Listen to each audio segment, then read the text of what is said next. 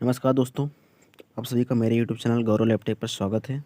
दोस्तों, आज का हमारा टॉपिक है एलएफटी टेस्ट यानी लीवर फंक्शन टेस्ट की रिपोर्ट हम घर बैठे कैसे पढ़ सकते हैं या कैसे रीड कर सकते हैं या कैसे समझ सकते हैं। दोस्तों, एलएफटी टेस्ट यदि हमें जॉन्डिस होता है या लीवर सिरोसिस होता है या हमारा लीवर बढ़ता है या फिर जो है लीवर में किसी प्रकार का इन्फेक्शन होता है, तब डॉक्टर हमें एलएफटी टेस्ट करवाने की सलाह देता है। दोस्तों, आज हमारे सामने एक एलएफटी की रिपोर्ट है जिसे हम आज पढ़ के आपको बताते हैं कि एलएफटी की रिपोर्ट कैसे पढ़ी जाती है। दोस्तों, ये हमारे सामने एलएफटी की रिपोर्ट दी गई है। इसमें सीरम बिलिरुबिन दिया हुआ है, टोटल बिलिरुबिन। ये जो होता है कंजुगेटेड बिलिरुबिन होता है दोस्तों, इसकी नॉर्मल वैल्यू 0.1 से 1.0 mg/dl होती है। ठीक है, और ये जो है जॉन्डिस केस में इसकी वैल्यू बढ़ जाती है।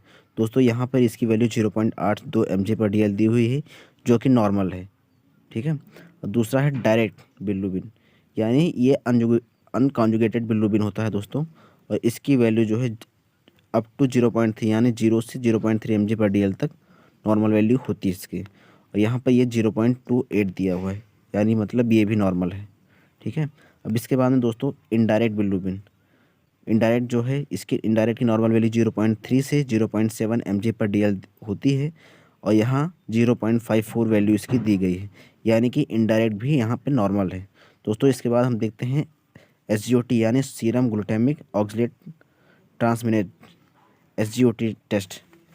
दोस्तों, इसकी वैल्यू जो है यहाँ 52.0 दी गई है, जिसकी नॉर्मल वैल्यू 0 से 40 आयु पर एल मेल में होती है और फीमेल में 0 से 35 आयु पर एल होती है। दोस्तों, यहाँ एसजीओटी की वैल्यू 52.0 दी गई है, जो कि 40 से ऊपर है, तो इसका मतलब एसजीओटी बढ़ा हुआ है।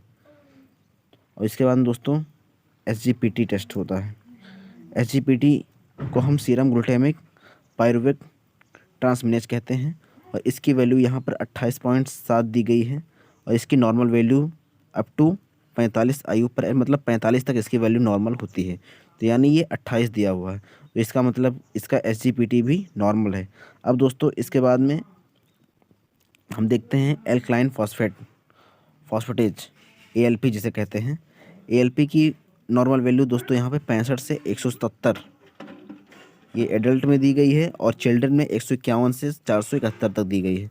दोस्तों, यहाँ पे इसकी वैल्यू 128.7 है, यानी कि एल्कलाइन फॉस्फेट भी नॉर्मल है। तो दोस्तों, इस प्रकार से इस रिपोर्ट में एसजीओटी बढ़ा हुआ है, बाकी सारी चीज़ें नॉर्मल है। और इसके बाद में दोस्तों, आज के लिए बस इतना ही, और चैनल को लाइक करें, सब्सक्राइब करें। धन्यवाद।